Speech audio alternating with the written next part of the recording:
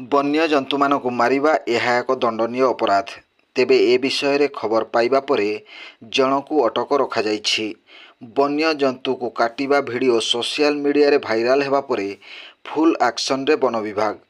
କେନ୍ଦୁଝର ଜିଲ୍ଲା ଆନନ୍ଦପୁର ବନଖଣ୍ଡ ଦେଓଗାଁ ରେଞ୍ଜ ଅଧୀନ ନାରଙ୍ଗପୁର ଗ୍ରାମରେ ଏକ ବନ୍ୟଜନ୍ତୁ କୁଟାରୀକୁ କାଟିବା ଭିଡ଼ିଓ ସୋସିଆଲ ମିଡ଼ିଆରେ ଭାଇରାଲ ହେବା ପରେ ଅଞ୍ଚଳରେ ଚାଞ୍ଚଲ୍ୟ ଖେଳିଯାଇଛି। ପୁଣି ଥରେ କହି ରଖୁଛୁ ଦର୍ଶକ ବନ୍ଧୁ, ବନ୍ୟଜନ୍ତୁମାନଙ୍କୁ ମାରିବା ଏହା ଏକ ଦଣ୍ଡନୀୟ ଅପରାଧ।